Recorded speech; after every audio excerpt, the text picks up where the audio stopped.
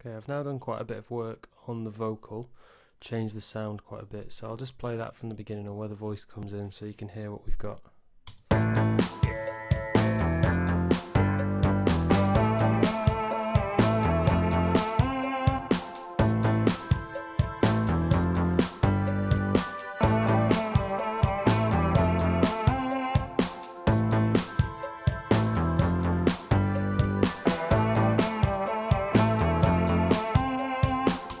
It's quite a chorusy sort of sound, cuts through a bit more interest to it.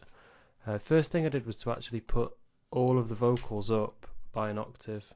So if I just select all of these and put them back down to where they were, down 12 semitones. So that's where they were. Okay, so one of the reasons the vocals weren't cutting through and weren't as audible as they should be before is because they were getting lost too low in the mix.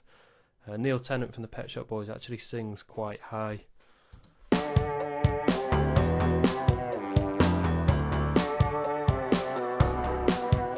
Okay, so that's where we originally had the vocals, and what I've done is put them up a semitone. Oh, sorry, not a semitone, an octave.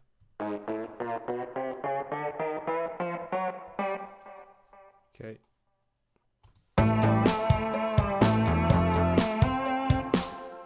Okay, let's go and have a listen to the original now, just to check that is at the right octave. You're buying and selling your history.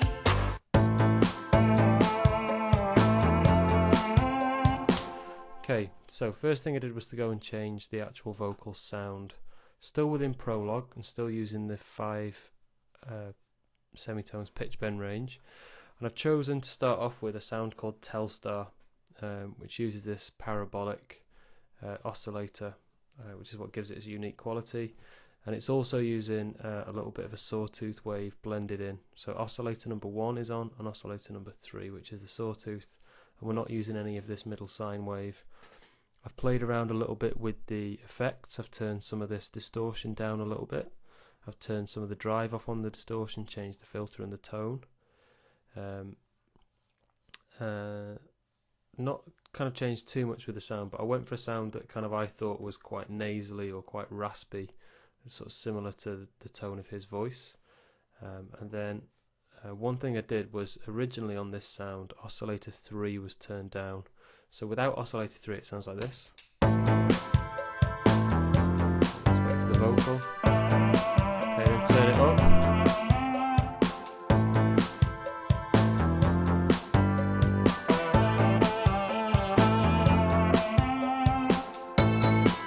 So it gives it a little bit more character at the top end, a little bit more. Just helps it to sit better on top of the mix, and that's what the sawtooth wave's doing there. Okay, so you're going to need to experiment with your own sounds, try all the different settings, come up with something that you like. Don't try and change anything you don't fully understand. Try and start off with a sound that's close to what you want and then just tweak it slightly. Don't try and make any massive changes at this stage. Then, to make it sound more like the original, more chorusy or more double tracked, I went to my inserts and did quite a few things. First of all, I added a chorus. I just used the Smooth Whirly preset again because that was quite a nice one. It was quite subtle, so without the chorus, sounds like this.